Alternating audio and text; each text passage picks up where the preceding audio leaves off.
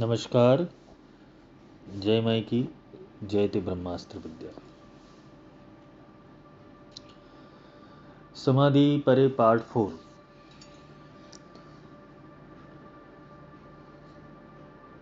समाधि का विषय हर कोई जानना चाहता है, समझना चाहता है, प्राप्त भी करना चाहता है। किंतु जब लोहे के ऊपर जंग लग जाती है तो वो लोहा कट जाता है अपने आप। किसी ऋतु में आकर वो अपने आप को बर्बाद कर देता है। यहां देखना, कोई भी चीज निर्माण करने हेतु, कोई भी चीज घटित करने हेतु, कोई भी चीज प्राप्त करने हेतु जीवन के सारे समीकरण सेट होने जरूरी है। गुरु केवल आध्यात्मिक नहीं होता, गुरु भौतिक भी होता है। गुरु दोनों नाव के अंदर पैर रखकर बैठा हुआ है, पर उसे पता है कि कौन सी नाव में कब पैर रखना है। अगर ये कला तुम्हें आ गई तो तुम जीवन में समृद्धि भी प्राप्त करोगे और आध्यात्मिकता भी प्राप्त करोगे। तुम्हारे सारे कार्य भी सफल हो जाएंगे और तुम यहां से मुक्त भी हो जाओगे। लोगों को मनोकामना पूर्ण करने हेतु, साथ में अपनी विशेष इच्छाओं को पूर्ण करने हेतु, फैंटेसी पूर्ण करने हेतु, अलग अलग संकल्प विकल्प को पूर्ण करने हेतु, कल्पनाओं की सिद्धि के लिए कुछ न कुछ चाहिए। अब पतंजलि कहता है कि समाधि आखिरी अवस्था है, उससे पहले धारणा बनती है। क्योंकि मैंने प्रत्याहार समझा है, धारणा नहीं समझा है, क्योंकि धारणा समझाई नहीं जाती। हर एक इंसान की धारणा अलग अलग है और यही अलग अलग धारणा अलग अलग विषयों के अंदर तुम्हें ध्यान देती है।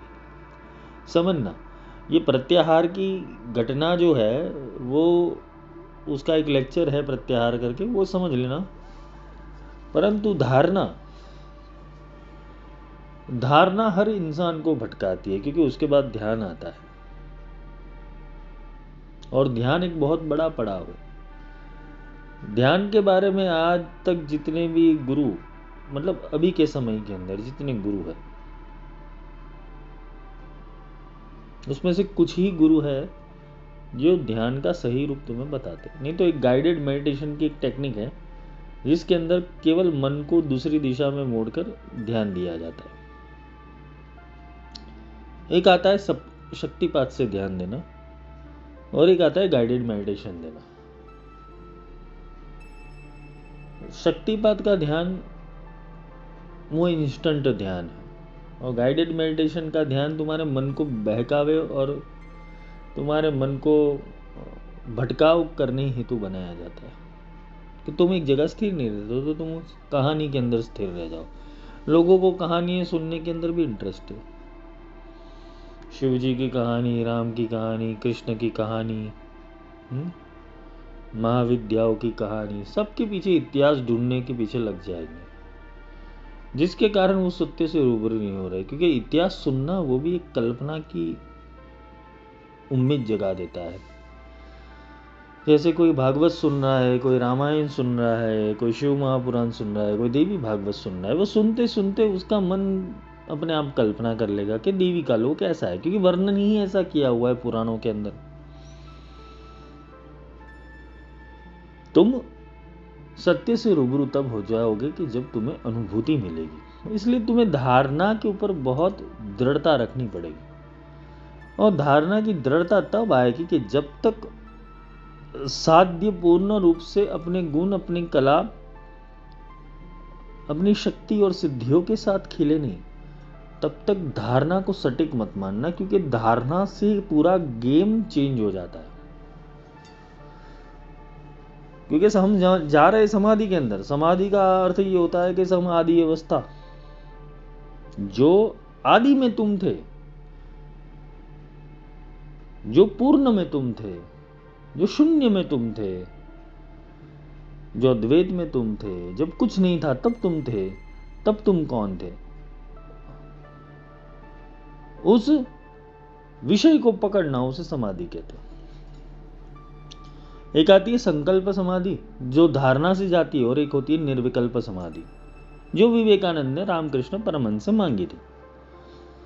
आजकल हर लोग कहते हैं गुरुजी समाधि का अनुभव करवा दो, एक बार झटका दिलवा दो, एक बार ध्यान दे दो, एक बार वो कर दो। देते हैं गुरु 5-10 सेकंड के लिए, 2 मिनट के लिए, 5 मिनट के लिए तुम्हें देते हैं, पर जो पूर्ण ध्यानस्थ अवस्था है वो नहीं दे सकते, क्योंकि तुम अपनी धारणा से ध्यान को समझ रहे हो।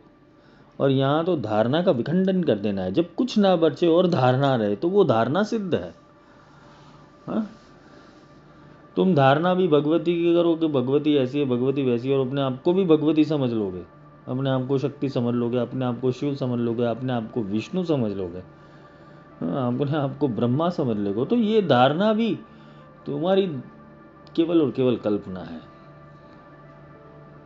एक होता है कि जमीन में जो बीज पड़ा है वो बीज का वृक्ष पैदा होता है और वृक्ष के ऊपर फल लगते हैं। तुम जब खेती करते हो तो एजम्पशन के अंदर खेती नहीं करते हो, कल्पनाओं के अंदर खेती नहीं करते हो कि आज मैंने बीज बोया, 7 साल बाद आम आएगा, मैं खाऊंगा। ये जो विषय है, मतलब मूर्ख जनित विषय है, और मूर्खों ने इस कॉन्सेप्ट को बहुत अच्छे से तुम्हारे सामने रिप्रेजेंट कर दिया है, बहुत सिस्टमेटिक वे से। वो जितने भी अभी समय के अंदर जितने गाइडेड मेडिटेशन वाले चल रहे हैं, वो यही तुम्हें समझा रहे हैं। वो कोई क्रिया योग के माध्यम से, कोई क्रिया के माध्यम से, कोई इंजीनियरिंग के माध्यम से, कोई टैबलेट के माध्यम से, अलग अलग रूप, विषय और रंग से तुम्हें ये समझाया जाएगा। पर ध्यानस्थ होना, समाधि को प्राप्त करना और धारणा का योग्य विज्ञान आना, क्योंकि जब तक तुम सत्य को रूबरू खुद नहीं पहचानोगे, खुद को नहीं मिलेगा, तब तक तुम्हारे लिए सारी बातें व्याख्या ही है, चाहे वो तुम्हारे गुरु भी क्यों नहीं बोल रहे हो।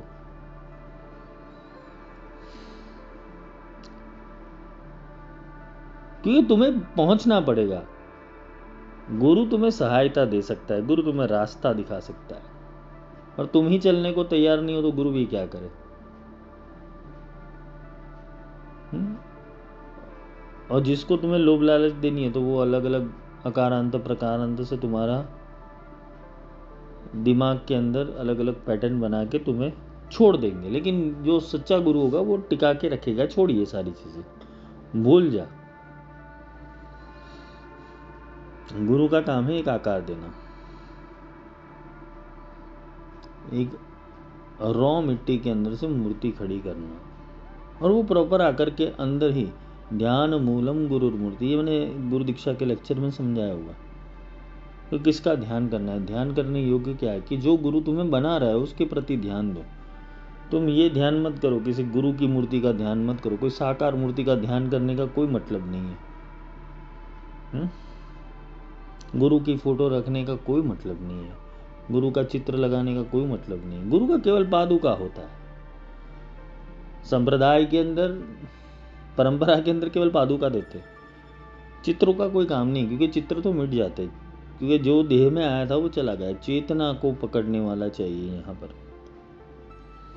और जो चेतना को पकड़ता है वो देह नहीं समझता है, चेतना को पकड़ता है। बोलने वाला कौन है और तुम्हारे भीतर सुनने वाला कौन है, इसके ऊपर दृढ़ अभ्यास जब हो गया तब परिवर्तन हो जाता है। पानी चाहे टब में रहे, पानी चाहे बर्तन में रहे, पानी चाहे कटोरी में रहे, पानी चाहे लोटे में रहे, पानी का कोई आकार ही नहीं है, वो तो किसी में भी रह सकता है, वो आकार ले लेता है। ऐसे चेतना आकार लेती है, वो किसी में भी आ सकता है। जरूर नहीं किसी देह का, कोई जो अच्छा नहीं दिखता है उसके देह का भी आकार ले लेता है, और कोई सुंदर दिखता है उसके अंदर भी पिशाच होता है। फैंटेसी दुनिया है लोगों की। कोई भालू जैसा दिखता है, उसके अंदर भी लोग भगवान ढूंढ लेते हैं। जामवंत होते वो, जामवंत के वचन सुहाए, सुनी हनुमंत हृदय अति भाए। प्रैक्टिकल बुद्धि नहीं है लोग। हम लोगों का ज़्यादातर अभ्यास यही है कि हम तत्वज्ञान युक्त और विज्ञान युक्त बुद्धि को नहीं जानते। हमें इतिहास में बहुत रुचि है, इसने क्या किया, उसने क्या, तो भाई तू छोड़ दे, तू क्या कर रहा है उसके ऊपर ध्यान दे। भगवान ने क्या किया, वो तो अपनी लीला करके चले गए, तू अपना करना भाई। हाँ? मरे हुए को पूजने से तुम मरे हुए को जिंदा नहीं कर पाओगे। चेतना मिल जाती है, फिर तुम जिंदा हो जाते हो, वो तुम में जिंदा हो जाता है। भगवान अवतार गए, संत गए, उनकी चेतना होती है, ज़रूर होती है, लेकिन परंपरा के अंदर वो जिसको देके जाते हो उसी परंपरा को फॉलो करके इंसान को अपनी साधना को आगे बढ़ाना चाहिए। लेकिन मूर्खता तो हर जगह फैली हुई है, उसका तुम कुछ नहीं कर सकते। संतों की चेतना से तुम्हें सदैह गुरु मिलेगा, और गुरु के अंदर इतना चेतन होना चाहिए कि वो तुम्हें मुक्त कर पाए। गुरु गुरु में भेद है, गुरु गुरु में भाव, सोही गुरु ने तो बंदी है, जो शब्द बतावे दाओ। क्योंकि ये जो तत्व है, ये जो ज्ञान है, जाता है समाधि की ओर। बहुत ताज्जुब की बात है, रामकृष्ण परमहंस और विवेकानंद की बातें हर कोई सुनता है।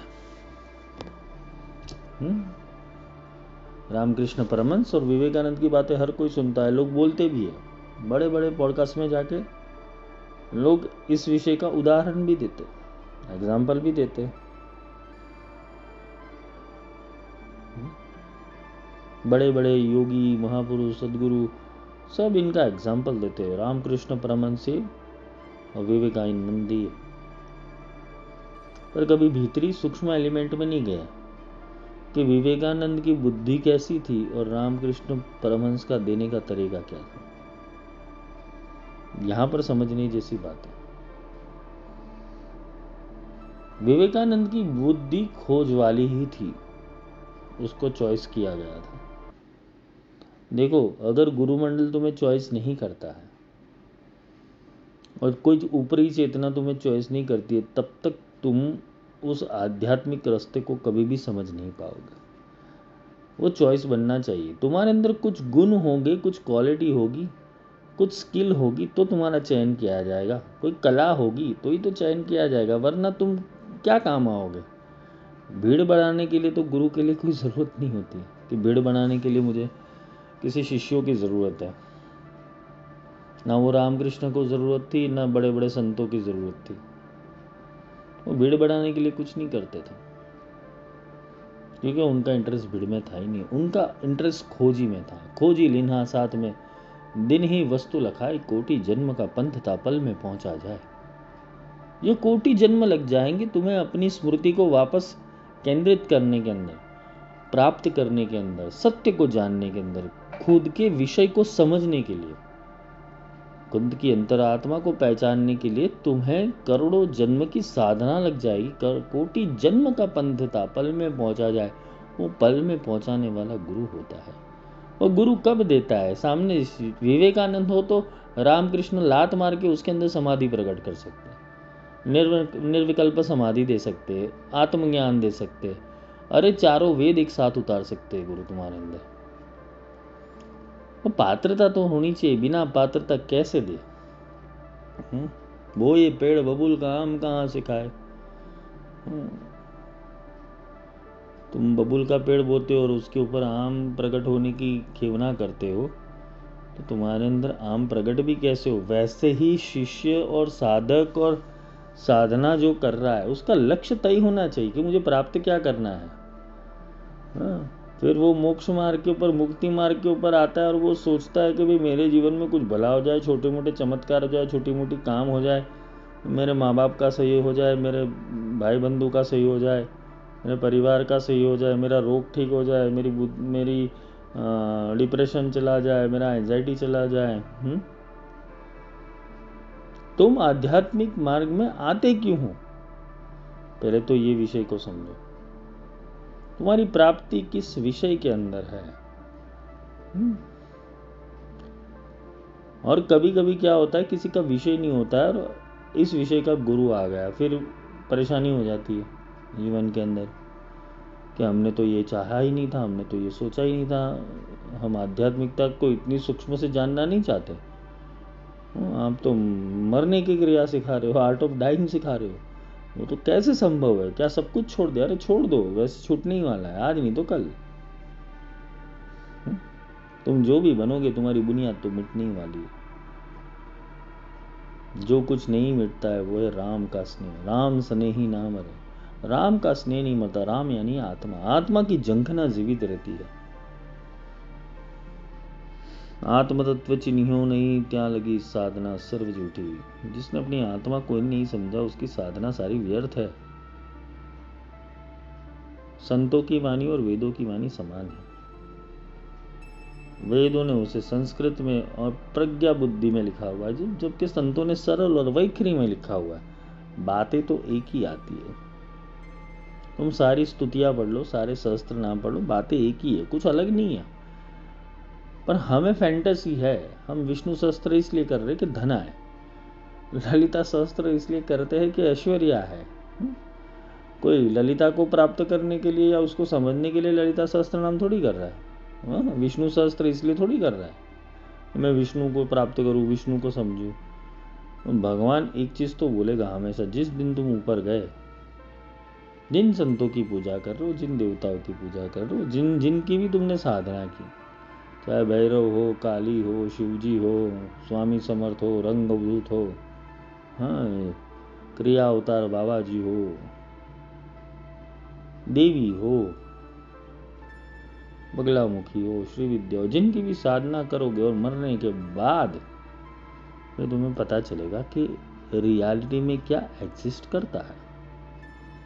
फिर तुम वहां पर कल्पना की घोड़े दौड़ाओगे कि मुझे भगवान लेने आया, मुझे कोई संत लेने आ गया, तो सबसे बड़ी मूर्खामी तुम्हारी हो जाएगी और वहां तुम फेल होगे 110%। लिख के ले लो।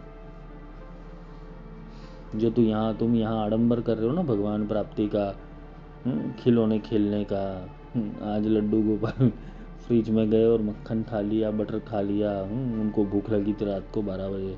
ये जो भी प्रपंच तुम्हारे चल रहे, वो प्रपंचों के ऊपर से एक दिन पर्दा भगवान उठा देगा और एक दिन तुम मृत्यु की एक घड़ी के नजदीक आ जाओगे। फिर तुम्हारी की हुई क्रिया, तुम्हारा किया हुआ तब, तुम्हारी की हुई साधनाएं सारी विफल। एक सेकंड के अंदर वो यमराज पर्दा हटा देगा। यम भी बोलेगा यम है हम,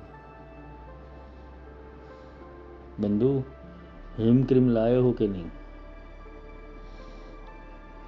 और गुप्ता जी को बोलेगे चित्रा जरा देखो तो सही, इसने क्या क्या कांड किए हुए। चित्रा जी खोलेंगे। ये गुप्ता जी का काम क्या है कि तुम्हारा मन पूरे दिन चकासना। वो गुप्ता से हिसाब लेना पड़ता है गुरु को कि भाई तू गलत गलत सेक्शन मत डाल दे मेरे शिष्य के ऊपर।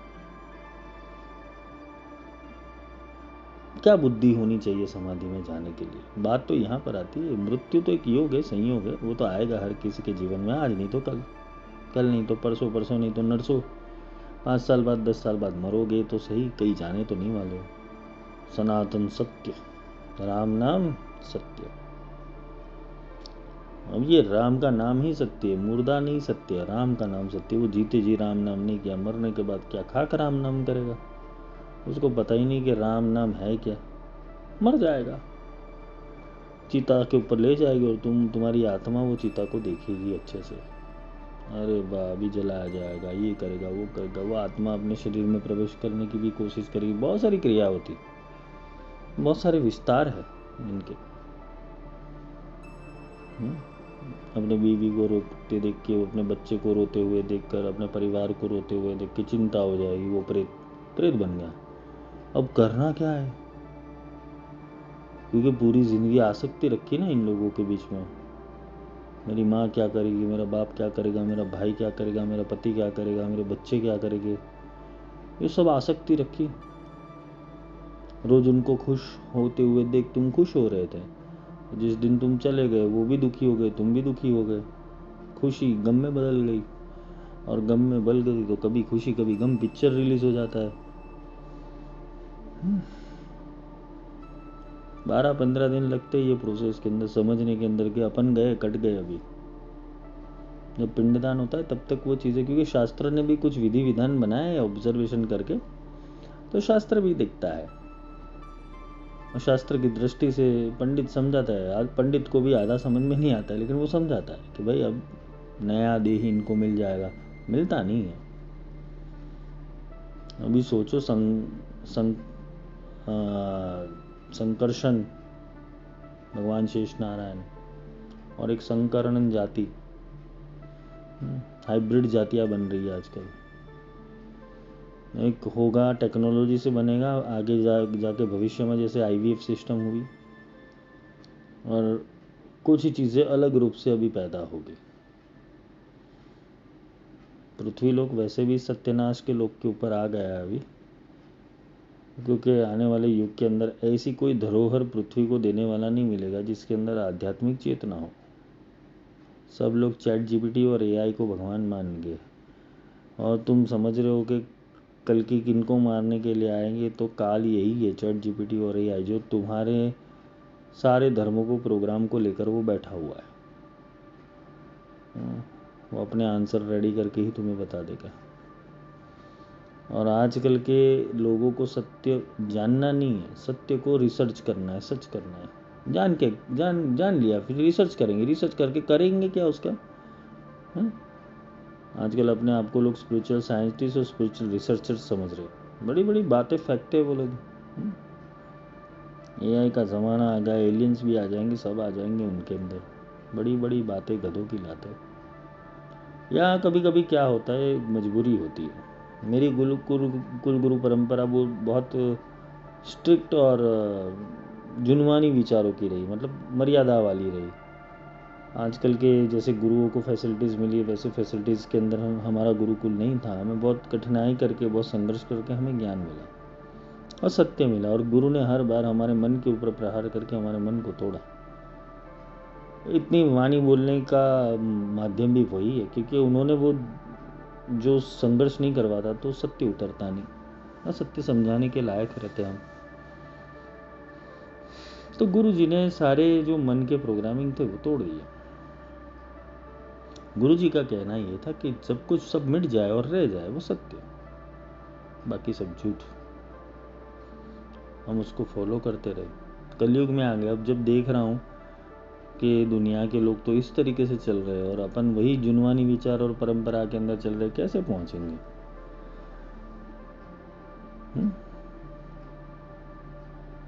अब ये बात बताओ कि आज तुम्हारी दुनिया के अंदर पनीर, दूध, दही, चीज़, बटर, सब्जियाँ, कपड़े,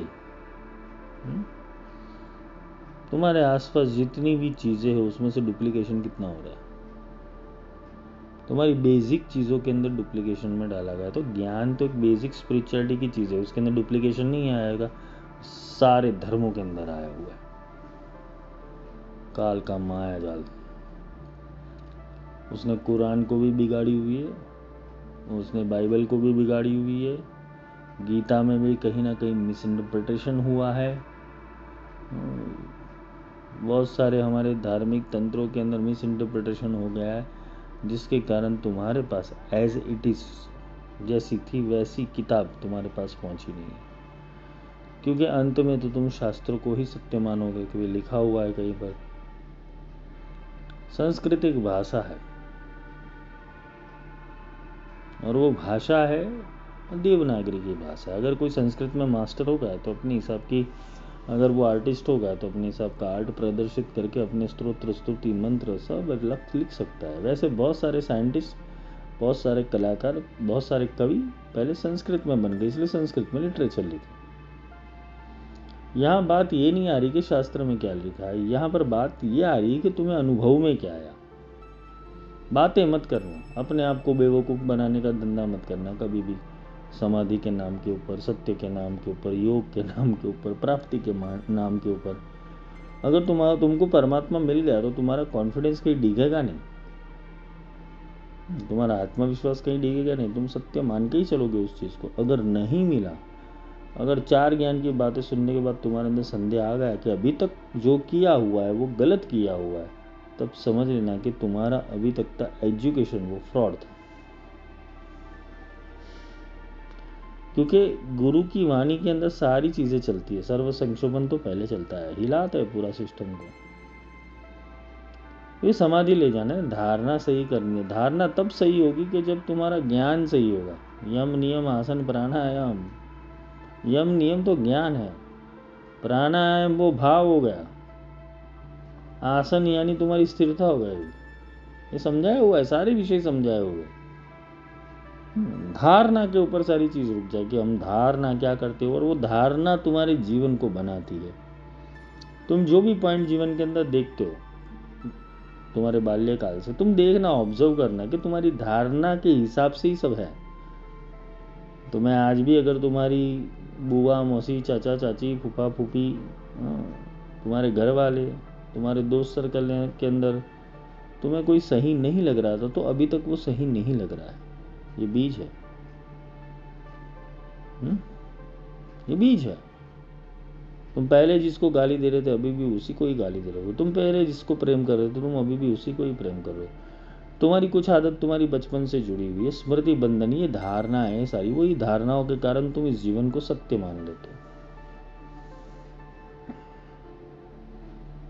और तुम्हारा मैं तो जाता ही नहीं है, क्योंकि वो धारणा से ही तो मैं बना हुआ है।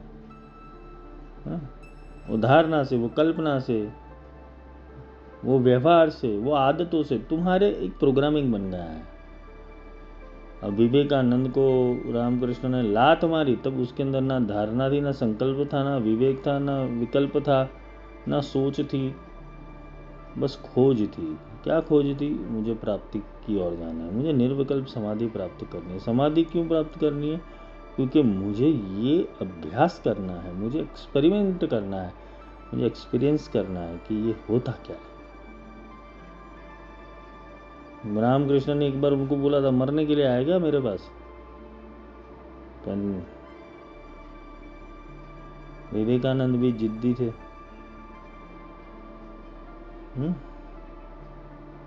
विवेकानंद जिद्दी थे, तो उन्होंने बोल दिया, जी हमको जो करना है करो। एक बार लात मारी, बिठा दिया, 2 दिन तक सुला दिया उसको। आज के युग में अगर ऐसा एक्सपीरियंस करवाए भी तो 2 दिन में तो तुम्हारे 10 कॉल आ जाएंगे, क्योंकि तुम्हारे कॉल जनरेट बहुत होते हैं ना। इससे बात करना पड़ेगा, ये करना पड़ेगा, वो करना पड़ेगा, स्टेटस डालना पड़ेगा, इंस्टाग्राम देखना पड़ेगा, फेसबुक देखना पड़ेगा। बहुत सारे प्रपंच तो तुमने खुद ही प्रकट करके कर दी है। तो अब वो धारणा और ध्यान में प्रवेश करवाए तो करवाए कैसे? समाधि में ले तो जाए, लेकिन वो बिल्ली की याद आ जाए तो म्याऊं म्याऊं करती, कुत्ते की याद आ गई, भाव भाव करता है, कोई सर याद आ गए, कोई मैडम याद आ गए,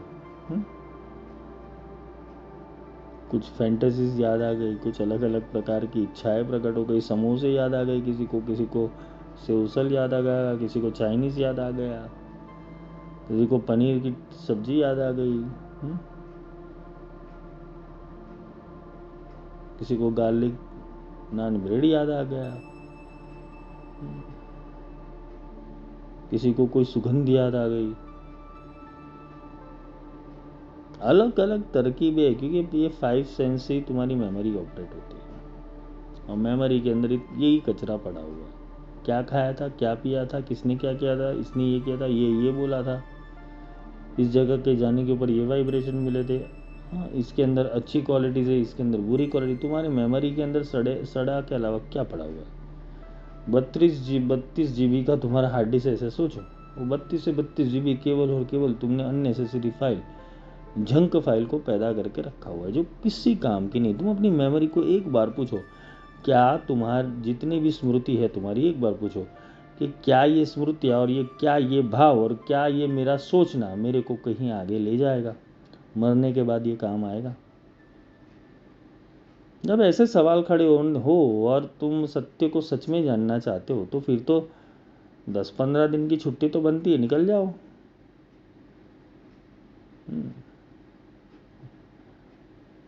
कहीं जाकर शिविर विविर अटेंड करने की बात नहीं कर रहा हूँ, 15-20 दिन खुद को खोजने में लगा दो।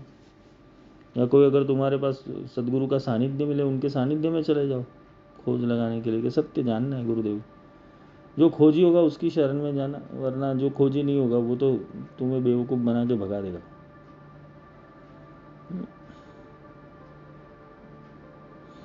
ये दुनिया जजमेंट से चलती है, ये दुनिया चलती है जजमेंट से। तुम्हारा निर्णय क्या है? तुम्हें जैसा पसंद हो ना वैसा तुम्हारा जजमेंट होता है।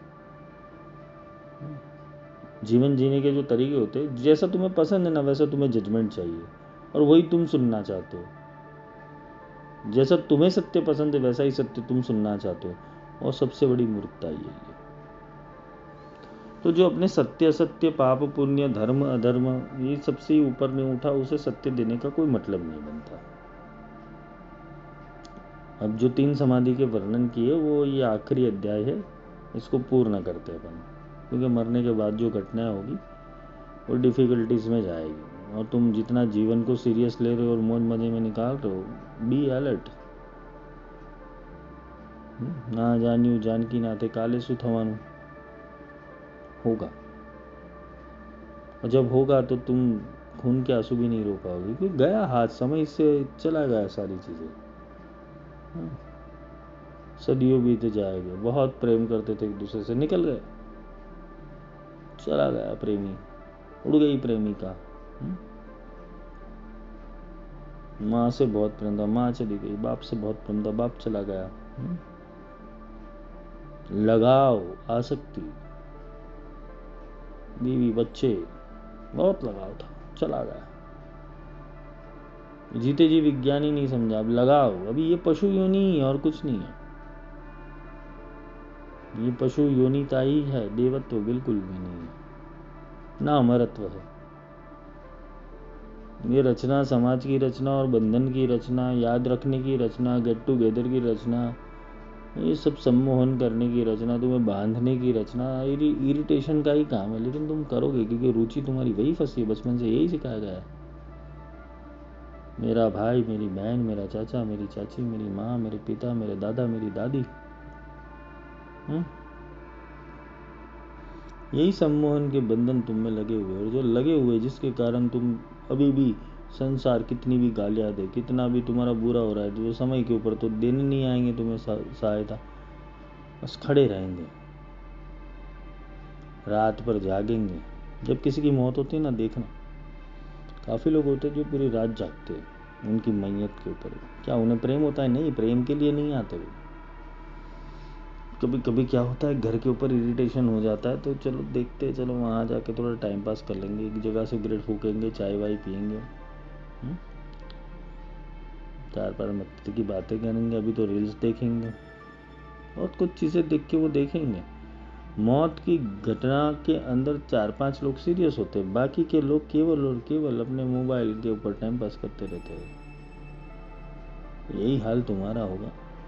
जिन चीज़ों के पीछे तुम रो रहे हो भी, जिन चीज़ के पीछे अपना समय गंवा रहे हो, वो लोग यही कार्य करने वाले, और गलती से तुम सूरत जैसे सिटी में पैदा हो गए, उज्जैन जैसी सिटी में पैदा हो गए, काशी जैसी सिटी में हो गए, तो अबिल गुलाल गंगू बैंड बाजा और खाने के साथ तुम्हारी मैयत निकलेगी। जो तुम अभी 5 मिनट के लिए ऊपर सोच रहे थे कि भाई आज मैं जाके अच्छे से कचौड़ी और अच्छे से समोसा खाऊंगा, ये टेस्ट रह जाएगा तुम्हारा, और टेस्ट रहेगा और तुम निकल गए एक्सीडेंट के अंदर, शरीर के बाहर। अब शरीर के बाहर रहेगा, लेकिन वो आसक्ति रहेगी कि अभी समोसा और कचौड़ी खाएगी कैसे। अब सोचो, तुम्हारी मैयत के अंदर ही अच्छे अच्छे गरम समोसे मिर्ची के साथ और चटनी के साथ कोई तुम्हारा रिश्तेदार लेकर आता है, तो मैयत में खिलाने से पुण्य मिलता है, ये भी एक नियम है। तो मैयत वाला पुण्य वाला टिफिन, मैयत वाले पुण्य वाले स्नैक्स आ जाते हैं, और वो आत्मा बेचारा सोचता है कि यार मेरे को खाने की अंतिम इच्छा थी, समोसे चाट कचौड़ी मैं खा लेता, थोड़ा इज्जत और लज्जतदार हो जाता। वो मन कहाँ पर फंसता है? मन स्वाद में फंसता है। ऐसा नहीं कि स्वाद छोड़ दो, करो, स्वाद की आसक्ति मत रखो। आध्यात्मिकता यही समझाती है, तुम करोगे क्या। तो समाधि से परे जो ज्ञान है वो मिलेगा कैसे, क्योंकि समाधि चाहिए सही, पहले तुम अपने मन को तो टटोलो, क्या समाधि चाहिए, मरने के लिए तैयार हो, शरीर छोड़ने के लिए तैयार हो, 10 दिन इतनी वीरता है कि तुम अपने मन को छोड़ दो, क्या होगा वो छोड़ दो, गए तो गए, निकल गए, इतना कॉन्फिडेंस है तुम्हारे अंदर तो ले जाए उस मार्ग के ऊपर, तुम्हारी जिज्ञासा है, रुचि है, तो उस मार्ग के ऊपर ले जाते हैं, मोस्ट वेलकम। पेपर पहले लिखवा देंगे, भाई गए तो गए, गारंटी नहीं, गुरु शक्ति से वापस ले आते समाधि के बाद, ऐसी कोई जरूरत नहीं। इनको होती है जो आत्मा आना ही नहीं चाहती, काफी लोगों की तो यही होती है, गुरु जी एक बार करवा दो दर्शन, चले जाना है, छूट जाना है, इस जंजाल से निकल जाना है, मर जाना है, मिट जाना है। अभी तुम कर्म कैसे करोगे फिर, निकल गए तो उसकी भी ज्ञान होना चाहिए ना कि निकलने के बाद कर्म क्या करो, निकाल तो दे अपन शरीर के बाहर, लेकिन करोगे क्या ऊपर जाकर, उसका भी तुम्हारे पास कोई।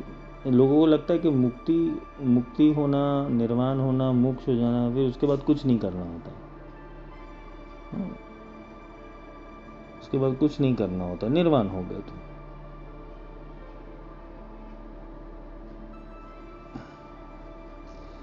निर्वाण, मुक्ति और मोक्ष आने पर रियल एसेंस तो शुरू होता है, वहां जाके सारी विद्याएं प्रकट होती है। शिव जी ने समाधि तत्व छोड़ा तब जाके 10वां विद्या अवतरित हुई है, ये ध्यान रखना।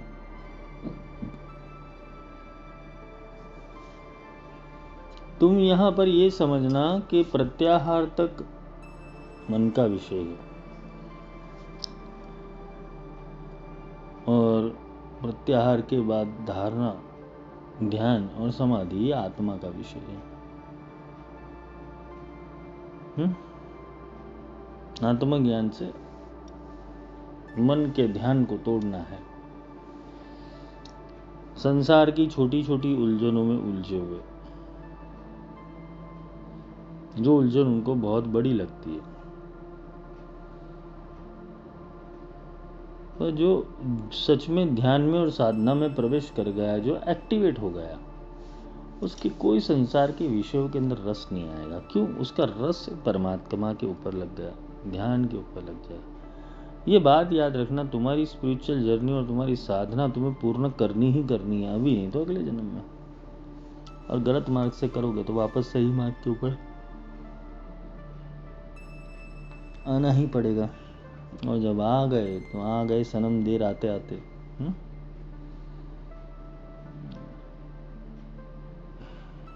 ट्रेन छूटनी नहीं चाहिए, प्लेन छूटना नहीं चाहिए।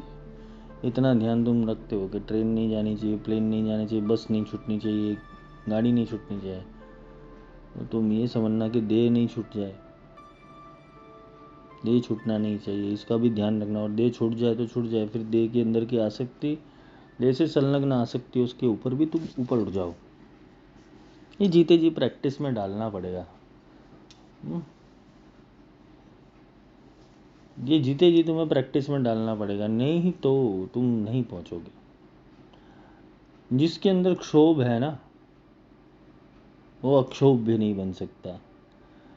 जिसके अंदर शंका है ना, वो शिव नहीं बन सकता। जिसके भीतर भक्ति नहीं है ना, वो भगवान नहीं बन सकता।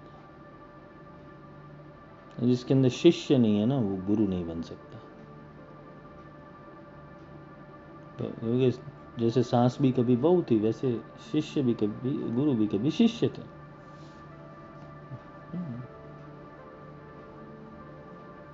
दामाद भी कभी ससुर भी कभी दामाद थे।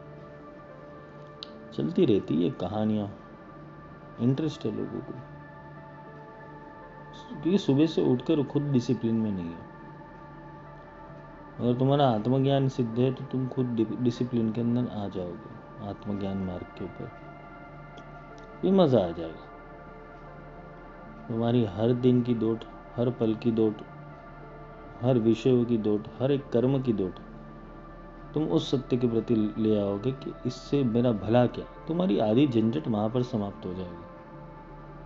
तुम कितना अपना समय समाज के अंदर बिगाड़ रहे हो, कितना अपना समय समाज के लोगों के पीछे बिगाड़ रहे हो, कितना अपना समय उन चीज़ों के पीछे बिगाड़ रहे हो कि जिसका वैल्यू 2 दिन के बाद कुछ है ही नहीं, it's just for the time pass. भगवान बोलेगा टाइम दिया था, क्यों टाइम पास कर दिए रे। काफी लोगों के प्रश्न होते हैं कि क्या करे गुरुजी फिर। कोई अच्छी चीजें करो। पूरे दिन रील के पीछे रहना, पूरे दिन यूट्यूब के पीछे रहना, पूरे दिन फेसबुक के पीछे रहना, इस पॉडकास्ट को देखना, उस पॉडकास्ट को देखना, नए नए नए भालू बंदर बाबाओं को मिलना, रीच को मिलना, अलग अलग तांत्रिक मांत्रिकों की कहानियां पॉडकास्ट में सुनना,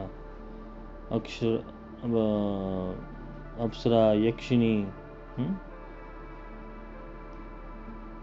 कर्ण पिशाचिनी, ये फैंटेसी वाले जो वर्ल्ड होते हैं, भूत प्रेत, जिन जंडाल चंडाल, क्या क्या ही नाम होते, योगिनियाँ, डाकिनियाँ,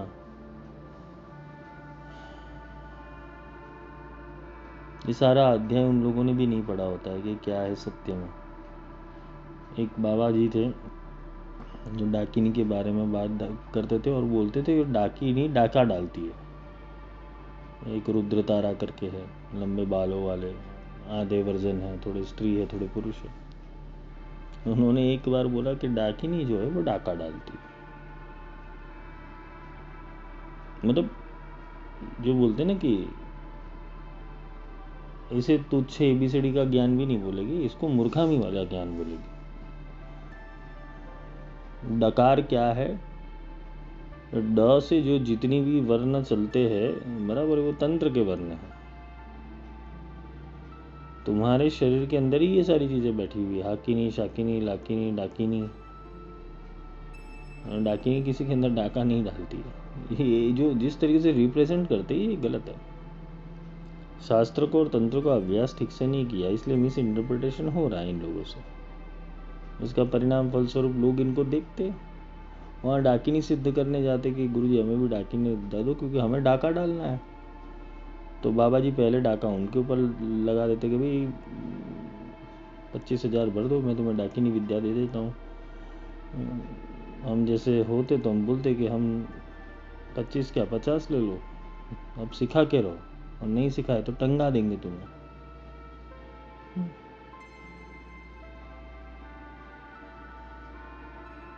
भगवती कामकला काली की एक शक्ति है डाकिनी। जैसे देवी की शक्ति योगिनियाँ होती, काली की शक्ति डाकिनी काकिनी लाकिनी हाकिनी, काली शक्ति के योगिनियाँ होती, उनकी शक्तियाँ होती, सहचारी होती। शक्ति का ही एक प्रतीक है, इसमें डाका डालने वाली कोई चीज नहीं होती। मतलब ऐसे बहुत सारे लोगों ने अपने जीवन की कहानियां फैंटेसी वर्ल्ड में बताई थी कि मैं एक दिन जंगल में गया था और जंगल में जाके एक पेड़ के नीचे बैठ गया, बहुत भूख लगी थी, मेरे पास केवल पानी की एक बोतल थी, मैंने पानी की बोतल पी ली और मैं पेड़ के नीचे बैठ गया। और मैं 3-4 घंटे के बाद मेरी नींद खुली तो सामने श्वेत प्रकाश कपड़े पहने हुए एक सुंदर गुरु मिले, और उनमें में से एक प्रकाश निकला और मेरे में वो प्रकाश गया। फिर दूसरे दिन से मेरी दुनिया बदल गई। मतलब कि जो लोग 1.25 लाख मंत्र कर साधना कर रहे हैं, जो इतनी मेहनत करके वो कर रहे हैं, ये लोग फ्री में प्राप्त करते हैं जंगल में जाकर। और आज के युग के अंदर तो जंगल जाने की भी ज़रूरत नहीं है। तुम केवल टैबलेट ले लो, भूम स्वामी का, उनका टैबलेट ले लो, और टैबलेट के अंदर जैसे वीडियो गेम होता है ना, वैसे वीडियो गेम है कि तुम कौन सा हवन करना चाहते हो, काली हवन, लक्ष्मी हवन, दुर्गा हवन, तुम सिलेक्ट करो टैबलेट के ऊपर। फिर अंदर खोलते कि कौन कौन स्रोत्र की आहुति देना चाहते हो वो सिलेक्ट करो, आहुति में क्या क्या दोगे वो सिलेक्ट करो। जैसे ही हवन कंप्लीट करता है कंप्यूटर, फिर आता है बारकोड उनका कि कितनी दक्षिणा दोगे, उतनी दक्षिणा जमा करते हैं। फिर दूसरे स्टेप के अंदर एंट्री मिलती है, चलो आज काली का हवन हो गया, कल बगला मुखी का हवन करते हैं। अब 10 माह विद्या साधना पूरी टैबलेट के ऊपर आ गई वीडियो गेम। अब मेरे को बताओ कि टैबलेट में जो हवन हो रहा है उससे वातावरण शुद्ध हो रहा है कि नहीं? अपना कंसर्न वातावरण से, भला तो किसी का होने ही नहीं वाला, लेकिन कंसर्न ये है कि वातावरण शुद्ध हुआ क्यों? कपूर कितना डाला, घी कितना डाला, हाँ, अग्नि की आहुति कैसे दी, प्रजापति की आहुति कैसे दी, ब्रह्मा जी की आहुति कैसे दी, कितने मंडल बने। यज्ञ है तो पूरा ही होना चाहिए। अष्टमातृका को नाम से बुलाया कि नहीं, कौन सा हवन करवा रहे टैबलेट के अंदर वो पता नहीं। और आजकल के एजुकेटेड पीपल भी टेक्नोलॉजी का सहारा लेके इंसान निकले तो ऐसा लगे कि भाई टेक्नोलॉजी का इंसान है ना तो कुछ जानता होगा। अरे खाक, वो टेक्नोलॉजी से तुम्हें बेवकूफ़ बना रहा है। इन लोगों की स्क्रिप्ट रेडी होती है, विदाउट स्क्रिप्ट नहीं होते। मेरे को तो क्या है कि मुझे तो कुछ याद ही नहीं होता है कि क्या किस शास्त्र में क्या लिखा है और किस तरीके से लिखा है। ये तो अपन भगवती को बोलते हैं कि हे देवी कृपा करो, तो वो कृपा कर देती है, समझा देती है। और मेरी बातें नॉर्मल होती है, सामान्य होती है, कितनी हार्ड बातें नहीं होती। हाँ, शब्द जरूर हार्ड होते लेकिन समझ तो जाओगे। तो मेरे कहने का तात्पर्य ये है कि समाधि पर 3 स्टेप है, एक समाधि, एक विश्व समाधि और एक महासमाधि। लास्ट लेक्चर में भी समझाया, काफ़ी लोग विश्व समाधि के अंदर ही उठ के, यानी कि संसार और संसार के विषय के अंदर उस समाधि में पड़े हुए। फिर उनकी जागृति चलो थोड़ी बहुत हो गई आध्यात्म, तो विश्व समाधि में प्रवेश करते, बड़ी साधना चालू होती है, बड़ी तुरिया अवस्था चालू होती, बड़ी निंद्रा अवस्था चालू होती, बहुत उनके जीवन के अंदर ऊर्जाओं के केंद्र बदल दिए जाते हैं। और आखिर में आती महासमाधि। महासमाधि में इंसान को ये बोध हो जाता है कि वो केवल और केवल मात्र किसी की चिंतन के अंदर फंस गया था। वो चिंतन भी उस खुद का ही था। अब वो अपने चिंतन से बाहर आना चाहते हैं तो उसके तत्काल सब शत्रु मित्र बंधु सखा साहित्य सब वहाँ का वहाँ छूट जाएगा। जो उसको रियलाइज हो जाएगा कि ये मायाजाल मैंने ही रची हुई है। एक्शन का रिएक्शन आता है, तुम जो रचते हो वो तुम्हें वापस मिलता है। और तुम बार बार संसार की गालियाँ खाकर संसार के अंदर ही जा रहे हो तो तुमसे बड़ा तो मूर्ख कोई नहीं है। तुम नेगेटिविटी लेकर आ रहे हो, अरे छोड़ो, परम पूज्य आदरणीयों को भी छोड़ो, भाग जाओ वहाँ से, कोई ज़रूरत नहीं। निभाना ही निभाना, ये तो तुम्हारी जिद है, परमात्मा ने कुछ बोला ही नहीं। परमात्मा ने बोला संसार भी निभा, मेरी भक्ति भी कर, 2 में से एक कर। लेकिन मन जिसका संसार में ही पड़ा है वो भक्ति में आएगा कैसे? और जिसका मन भक्ति में, तो उसके अंदर संसार होते हुए भी नहीं रहता है। भक्ति की परिभाषा ही है। तो समाधि पर एक जाने हेतु पहले तो जो समाधि विवेकानंद को मिली, गुरु ने लात मारी और उस के अंदर विवेकानंद के अंदर ज्ञान प्रकट हुआ और समाधि प्रकट हुई।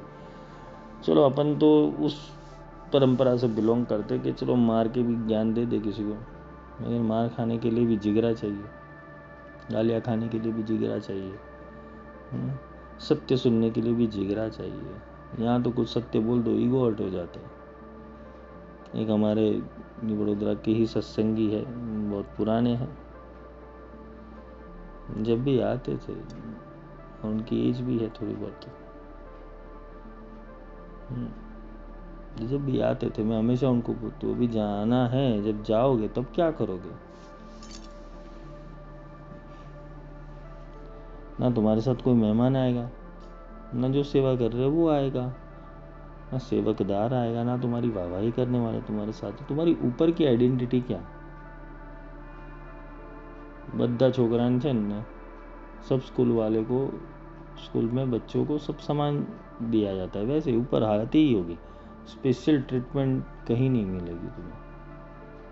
यही तुम्हारा हाल होता है गुरुकुल परंपरा के अंदर। ये गुरु बस सामान्य होकर चलते तुम्हारे साथ, उनको ज़्यादा दिखावा करना, ज़्यादा चीज़ों को रिब्रेट करने के अंदर कोई इंटरेस्ट नहीं होता है। वो तो बोलते तुम्हारे सुधार कितना हुआ अगर तुम शिष्य हो तो।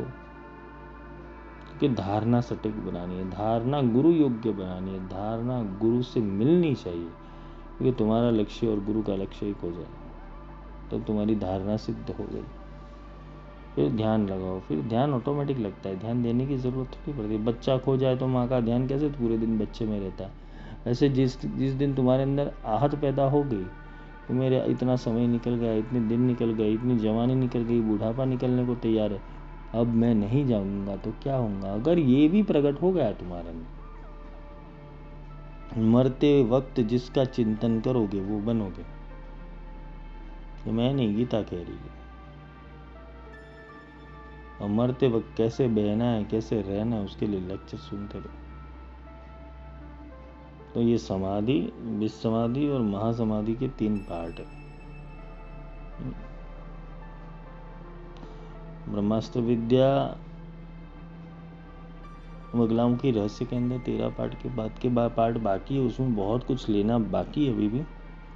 देवी खड़गमाला बाकी, बहुत विषय बाकी रखे हुए, क्योंकि ये फ्रिक्वेंसी के ऊपर काम करता है। यहाँ कोई पढ़ाई प्रिपरेशन वाली चीज़ें नहीं होती। मैं कुछ पढ़ रहा हूँ और बोल रहा हूँ, यहाँ तो धुन लगे और शुरू हो जाती है। प्रोसेस्ड घी और प्योर घी में यही अंतर होता है। अब तुम प्रोसेस्ड घी खा रहे हो या प्योर घी खा रहे हो, प्योर दूध पी रहे हो या प्रोसेस्ड दूध पी रहे हो, तुम्हारे हाथ में।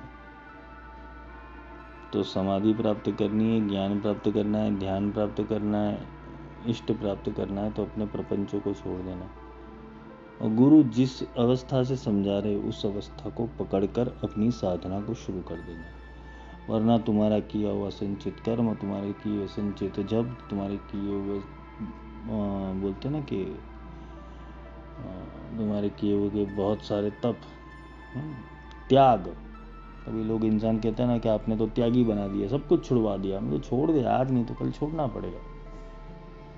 किसी को त्याग का अहंकार होता है, किसी को तप का अहंकार होता है, किसी को रूप का अहंकार होता है, किसी को रंग का अहंकार होता है, किसी को अपनी कलाओं के ऊपर अहंकार होता है। तो अहंकार की जितनी सीमा जब तक समाप्त नहीं होती, तब तक वो अहंकार मोह में इंसान को डालता रहेगा। और तुम्हारे साथ कितनी सारी आत्माएं आई थी इस जीवन के अंदर, तुम्हें नहीं पता ही होता है। लेकिन जब काल तुम्हें सिलेक्ट कर देता है तो तुम्हारे साथ 4-5 आत्माएं छोड़ के जाता है, तो देखने के लिए पूरे दिन करता क्या है, क्योंकि काल तो तुम्हारे आगे पीछे नहीं घूमेगा ना, वो घूमने वाला कोई और है, वो दूत होता है। इसलिए भगवान हनुमान जी ने पहले ही श्योर किया कि लंका जली तो जली, पूरी जली के नहीं। वैसे ही सिस्टम के अंदर जब वायरस आ जाए तो क्लींजिंग प्रोसेस करना जरूरी है। जो सत्संग रेगुलर सुनता नहीं, जो ध्यान रेगुलर करता नहीं, जो गुरु ने दी हुई साधना प्रॉपर रूप से नहीं कर पाता, आज ये आलस बना दी, कल वो आलस बना दी, तो भगवान तो देख रहा है ना। तुम जिस दिन साधना छोड़ दे तो उस दिन भगवान तो देख ही रहे ना कि तुमने साधना छोड़ दी। चलो भगवान नहीं देखता, तुम्हारा अंतरात्मा तो देखता है कि तुम क्या कर रहे हो। फिर तुम्हें चाहिए समाधि, तुम्हें चाहिए एनलाइटमेंट, नया वर्ड आया हुआ है एनलाइटमेंट, कॉन्शियसनेस, बहुत सारे वर्ड्स इंग्लिश के अंदर। पर हम यही कहते कि भारत माता हमें कुछ नहीं आता, हिंदी है, हम वतन है, हिंदुस्तान हमारा। अंग्रेजी को मारो गोली, हिंदी में बात करो।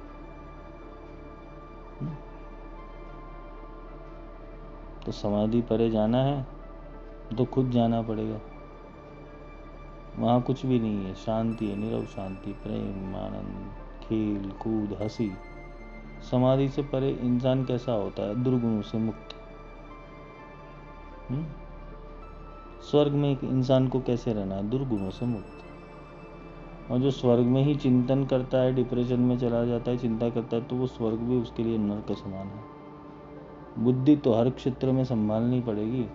मन के साथ भी जो बुद्धि गई अंतिम दर्शन के बाद, उसे भी सुधारना पड़ेगा। और एक और तुम्हें वैरागी बनना है, एक और रागी बनना है। और बीच में रहोगे तो अनुरागी बनोगे। तो अनुराग के ऊपर ध्यान दो, अपने परमात्मा को पुकार लगाओ, अपने गुरु को पुकार लगाओ सच्चे दिल से, और बताओ कि तुम उनके लिए क्या और वो तुम्हारे लिए क्या है। जी, गुरु का काम ही है समाधि देना, वो तो 2 क्षण में दे देंगे तुम्हें। तुम झेल पाओगे क्या? तुम्हारी तैयार हो तो पूरी गंगा उतारी जाएगी नीचे, तैयारी होनी चाहिए। आज के लिए इतना ही। जय माई की। नेक्स्ट जो प्रोग्राम शुरू करेंगे, अभी सब्जेक्ट थोड़ा चेंज करेंगे, मृत्यु को थोड़ा डिटेल में समझाएंगे, क्योंकि ये आत्मा का रहस्य अधूरा है, उसको पूर्ण करेंगे। मायाजाल को समझेंगे कि इस जगत के अंदर कितनी मायाजाल, कितने कितने प्रकार की मायाजाल फैली हुई है। जो जिस चीज़ को तुम धर्म कह रहे हो ना, वो भी मायाजाल है। जो तुम हीलिंग मॉडलिटीज और अलग अलग प्रपंची भाई मारे, वो भी झूठ है। बातें करने वाला नहीं, अनुभव करने वाला सत्य सिद्ध है, बाकी सब झूठी। तो आज के लिए इतना ही। जय माई की।